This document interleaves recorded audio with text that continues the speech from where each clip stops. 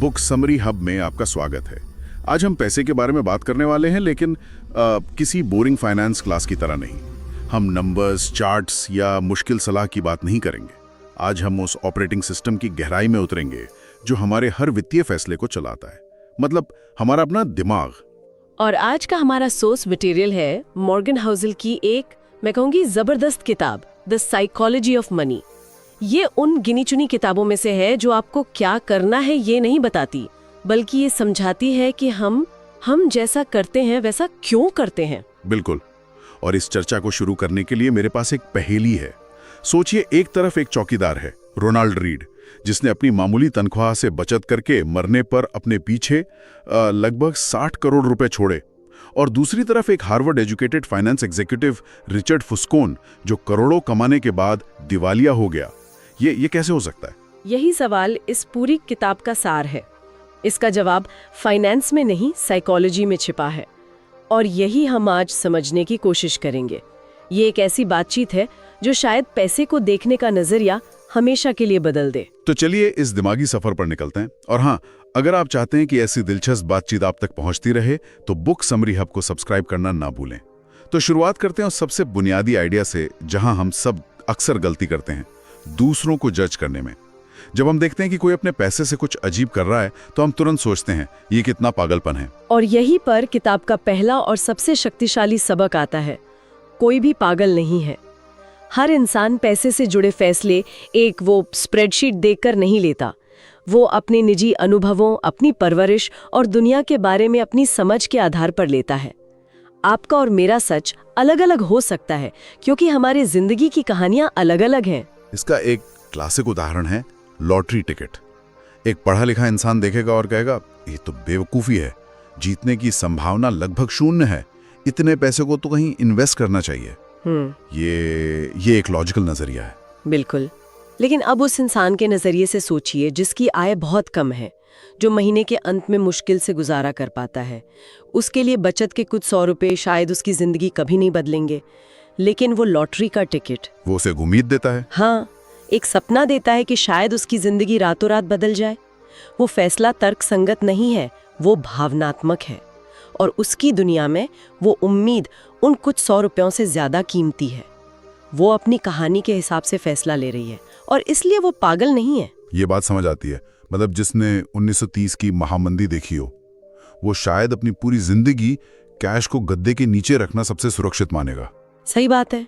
और जो आज का युवा है जिसने सिर्फ बाजार को ऊपर जाते देखा है, वो शायद क्रिप्टो में निवेश करने को एक सामान्य बात समझेगा। बिल्कुल, दोनों अपनी अपनी दुनिया में सही हैं। और यही समझ हमें उस चौकीदार और उस एग्जीक्यूटिव की पहेली को सुलझाने में मदद करती है। दोनों ने पैसे को लेकर जो सीखा वो क्लासरूम में नहीं, अपनी जिंदगी के अनुभवों से सीखा था। और इसी से जुड़ा हुआ एक और बड़ा धोखा है जिसमें हम सब फंसते हैं, दौलत की शक्ल को लेकर। जब हम अमीर शब्द सुनते हैं तो हमारे दिमाग में क्या आता है?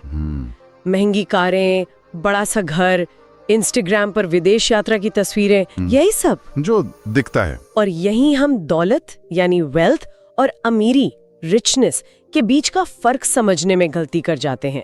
जो हमें दिखता है वो अमीरी है, वो खर्च किया हुआ पैसा है।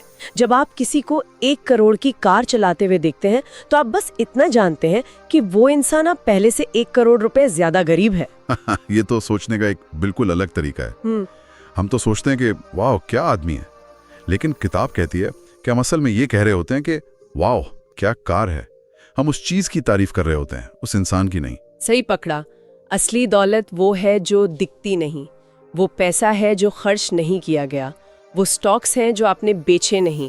वो फाइनेंशियल एसेट्स हैं जो चुपचाप आपके लिए काम कर रहे हैं ताकि एक दिन आप वो कर सकें जो आप करना चाहते हैं, जब आप करना चाहते हैं, और जिसके साथ आप करना चाहते हैं। लेकिन यहाँ एक व्यवहारिक समस्या है। हम एक सामाजिक प्राणी हैं। समाज में अक्सर हमें हमारी चीजों से ही आका जाता है। इस सामाजिक दबाव से कैसे निपटा जाए? ये एक बहुत गहरा सवाल है और इसका जवाब इस बात को समझने में है कि पैसे से खरीदी जा सकने वाली सबसे कीमती चीज क्या है। वो कोई कार या घड़ी नहीं है। वो है अपने समय पर नियंत्रण, स्वतंत्रता। बिल्कुल, आजादी। अगर आपके पास इतनी दौलत है कि आप सुबह उठकर ये तय कर सकें कि आज का दिन आप कैसे बिताएंगी बिना किसी आर्थिक मजबूरी के, तो आप असल में अमीर हैं। असली दौलत का लक्ष्य दिखावा नहीं, आजादी होना चाहिए। जब ये बात समझ आ जाती है तो दूसरों की महंगी चीजें आपको प्रभावित करना बंद कर देती हैं। हाँ, एक तरह से। मतलब असली अमीर वो है जो शायद एक साधारण सी कार चला रहा हो, लेकिन उसके पास इतनी फाइनेंशियल फ्रीडम हो कि वो 1 साल काम ना करे तब भी उसे कोई फर्क ना पड़े। बिल्कुल। और ये हमें उस पहेली के दूसरे हिस्से पर लाता है। मान लीजिए किसी ने ये अदृश्य दौलत बना भी ली, खेल वहां खत्म नहीं होता। अमीर बनना और अमीर बने रहना, ये दो बिल्कुल अलग अलग खेल हैं। हाँ, ये तो है। हमने ऐसे कई उदाहरण देखे हैं, जैसे लॉटरी विजेता या कुछ एथलीट्स जो अचानक बहुत अमीर बनते हैं और फिर कुछ ही सालों में सब कुछ गंवा देते हैं। ऐसा क्यों होता है? क्योंकि अमीर बनने के लिए जो मानसिकता चाहिए वो अमीर बने रहने के लिए खतरनाक हो सकती है। अमीर बनने के लिए अक्सर आपको आशावादी होना पड़ता है, बड़े जोखिम लेने पड़ते हैं और खुद पर बहुत ज्यादा विश्वास करना पड़ता है। लेकिन अमीर बने रहने के लिए इसके ठीक उल्टा चाहिए। अमीर बने रहने के लिए आपको थोड़ी विनम्रता चाहिए, आपको थोड़ी घबराहट या कह सकते हैं कि एक तरह का डर चाहिए। आपको ये मानना होगा कि जो आपने कमाया है वो उतनी ही तेजी से जा भी सकता है। इसे सर्वाइवल माइंडसेट कहते हैं, है ना? बस ये समझना कि कल कुछ भी हो सकता है। तो कोई इस सर्वाइवल माइंडसेट को कैसे अपना सकता है बिना हमेशा डरे हुए या निराशावादी बने? इसका संतुलन कैसे बनाया जाए? इसके लिए 3 चीजें जरूरी हैं। पहला, खुद को आर्थिक रूप से अटूट बनाना। इसका मतलब है कि आप इतने बड़े जोखिम ना ले कि एक गलत फैसला आपको खेल से ही बाहर कर दे। सही बात है, बाजार गिरेगा ये तो तय है। बिल्कुल, आपको बस ये सुनिश्चित करना है कि जब वो गिरे तो आप टिके रहें। दूसरा, गलतियों के लिए हमेशा जगह छोड़ना। ये मानना कि भविष्य का अंदाजा कोई नहीं लगा सकता। मतलब एक प्लान बी हमेशा होना चाहिए। हमेशा एक सुरक्षा कवच। और तीसरा, आशावादी और सतर्क रहने का संतुलन। भविष्य को लेकर आशावादी रहें कि लंबे समय में दुनिया तरक्की करेगी, लेकिन इस बात को लेकर हमेशा सतर्क रहें कि रास्ते में बहुत सारे झटके लगेंगे। अगर हम अपनी पहली पर वापस जाएं, तो रिचर्ड फस्कोन, वो जो एग्जीक्यूटिव था, वो शायद इसी दूसरे खेल में हार गया। उसने अमीर बनने वाले दांव महराना जारी रखा, ये भूल कर कि अब उसे बचाने पर ध्यान देना है। एकदम सही। उसने बहुत ज्यादा कर्ज ले लिया, ये मानकर के बाजार हमेशा ऊपर जाएगा। उसने गलतियों के लिए कोई जगह नहीं छोड़ी। जब 2008 में बाजार गिरा तो वो टूट गया। जबकि रोनाल्ड रीड, वो चौकीदार, उसने पूरी जिंदगी बस एक ही काम किया, सर्वाइव करना। हाँ, सर्वाइव करना। उसने बचत की, उसे साधारण जगह निवेश किया और फिर उसे बढ़ने के लिए दशकों का समय दिया। उसने खेल में टिके रहने पर ध्यान दिया। ये सब जानने के बाद ये साफ है कि सही जानकारी या डिग्री होना ही काफी नहीं है। हमारी सोच, हमारी मानसिकता शायद सबसे बड़ा अंतर पैदा करती है। तो वो कौन से नियम या औजार हैं जिन्हें किताब हमें देती है? चलिए सबसे मशहूर नियम से शुरू करते हैं, चक्रवृद्धि यानी कंपाउंडिंग। हाँ, और ज्यादातर लोग इसे एक गणितीय फॉर्मूला की तरह देखते हैं, लेकिन ये मनोविज्ञान का खेल है। आइंस्टाइन ने इसे दुनिया का 8वां अजूबा कहा था, लेकिन इसका जादू इसकी जटिलता में नहीं, इसकी सादगी में है और उसे काम करने के लिए दिए जाने वाले समय में है। वॉरेन बफेट का उदाहरण जबरदस्त है। बिल्कुल, उनकी 90% से ज्यादा दौलत उनके 50वें जन्मदिन के बाद बनी। क्यों? क्योंकि उन्होंने 10 साल की उम्र से निवेश करना शुरू किया और उसे लगभग 80 सालों तक बढ़ने दिया। लेकिन मनोवैज्ञानिक रूप से ये इतना मुश्किल क्यों है? हम सब जानते हैं कि ये काम करता है, फिर भी हम इसे बीच में क्यों रोक देते हैं? क्योंकि हम इंसानों को तुरंत परिणाम देखने की आदत है। चक्रवृद्धि एक बांस के पेड़ की तरह है। आप बीज बोते हैं, पानी देते हैं और सालों तक जमीन पर कुछ नहीं दिखता और आपको लगता है कि कुछ हो ही नहीं रहा। हाँ, और फिर एक दिन वो जमीन से निकलता है और कुछ ही हफ्तों में 90 फीट तक ऊंचा हो जाता है। शुरुआती सालों का धैर्य रखना ही सबसे मुश्किल मनोवैज्ञानिक बाधा है। लोग जल्दी अमीर बनना चाहते हैं और इसीलिए वो चक्रवृद्धि के जादू को पूरा होने का मौका ही नहीं देते। सही कहा। और चक्रवृद्धि को काम करने के लिए जो ईंधन चाहिए वो है बचत। ये एक और शब्द है जो हम बचपन से सुनते आ रहे हैं, लेकिन किताब इसे एक नए नजरिए से देखती है। हाँ, हम सोचते हैं कि बचत आय का वो हिस्सा है जो खर्च के बाद बच जाता है, लेकिन किताब कहती है कि बचत आपकी आय और आपके अहंकार के बीच का अंतर है। ये तो बहुत गहरी बात है ना? जब आपकी आय बढ़ती है तो अक्सर आपका रहन सहन का स्तर, आपका अहंकार भी उसी रफ्तार से बढ़ जाता है।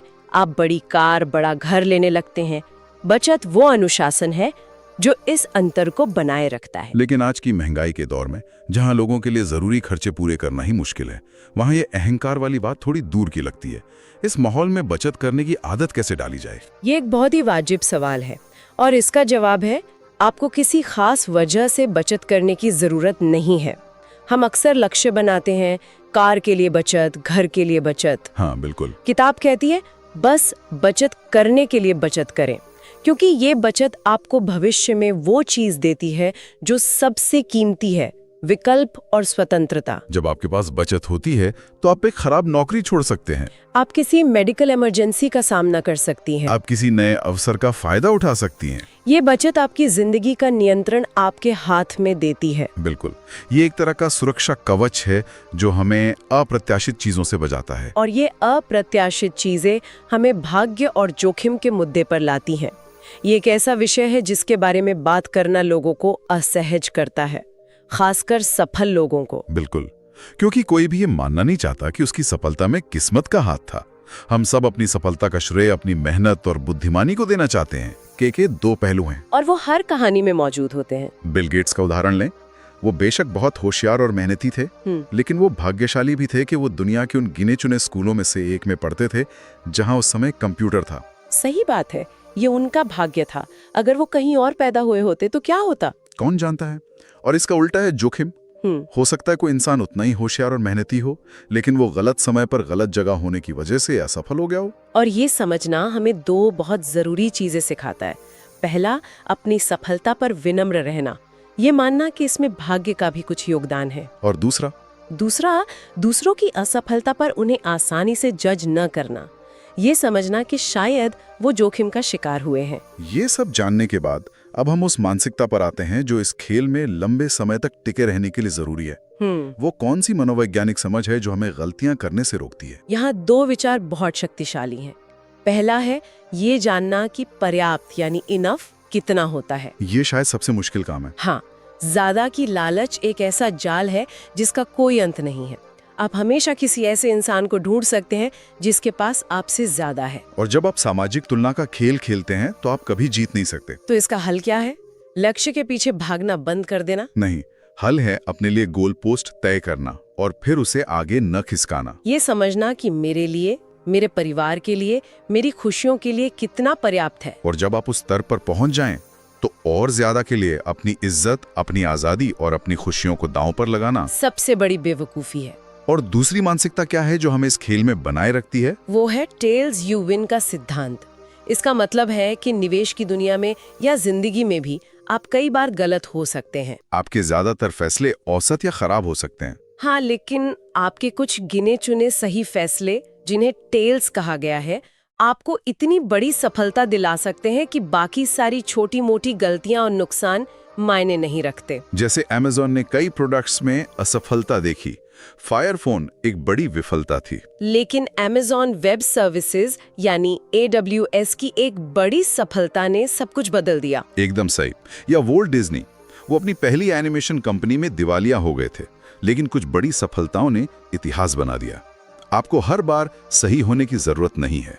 आपको बस ये सुनिश्चित करना है कि जब आप गलत हो तो आप थोड़ा बहुत ही गंवाएं, लेकिन जब आप सही हो तो उसकी जीत बहुत बड़ी हो। और इसके लिए सबसे जरूरी है खेल में लंबे समय तक टिके रहना। बिल्कुल, अगर आप एक दो गलतियों के बाद ही मैदान छोड़ देंगे तो आप उस एक बड़ी जीत तक कभी नहीं पहुंच पाएंगे। तो आज की इस गहरी चर्चा को अगर हम समेटें तो हम वापस अपनी उस शुरुआती पहेली पर आते हैं। एक चौकीदार जो करोड़पति बना और एक एग्जीक्यूटिव जो दिवालिया हो गया। अब हम देख सकते हैं कि ऐसा कैसे हुआ। ये फाइनेंस या बुद्धिमत्ता का खेल था ही नहीं, ये पूरी तरह से व्यवहार का खेल था। रोनाल्ड रीड ने कुछ बहुत ही साधारण चीजें की, लेकिन वो उन्हें दशकों तक लगातार करता रहा। उसने बचत की, धैर्य रखा और चक्रवृद्धि को अपना काम करने दिया। और रिचर्ड फुस्कॉन बहुत होशियार था, लेकिन उसका व्यवहार, लालच, अहंकार और जोखिम का गलत आकलन उस पर भारी पड़ गया। सही कहा। तो मेरे लिए आज का सबसे बड़ा सबक ये है कि पैसा सिर्फ गणित नहीं है, ये मनोविज्ञान है। असली दौलत दिखावा नहीं, बल्कि अपने समय पर नियंत्रण और स्वतंत्रता है। और अमीर बने रहने के लिए विनम्रता और बचत की आदत शायद अमीर बनने की काबिलियत से भी ज्यादा जरूरी है। और मैं ये जोड़ना चाहूंगी कि अपनी सफलता में भाग्य की भूमिका को स्वीकार करें और दूसरों की असफलता पर उन्हें जज न करें, क्योंकि हम सब अपनी अपनी कहानियों और अनुभवों के उत्पाद हैं। जाते जाते सुनने वालों के लिए एक सवाल छोड़ जाते हैं। आपका ऐसा कौन सा वित्तीय विश्वास है जो शायद तर्क से ज्यादा आपकी अपनी जिंदगी की कहानी और अनुभवों पर आधारित है? इस पर जरूर सोचिएगा। हमें उम्मीद है कि इस चर्चा से आपको पैसे को देखने का एक नया नजरिया मिला होगा। अगर आपको ये बातचीत पसंद आई तो इसे लाइक करें, अपने दोस्तों और परिवार के साथ शेयर करें, ताकि वो भी इस ज्ञान का लाभ उठा सकें। और ऐसे ही जीवन बदलने वाले विचारों के लिए बुक समरी हब को सब्सक्राइब करना ना भूलें। मिलते हैं अगली बार एक और गहरी चर्चा के साथ।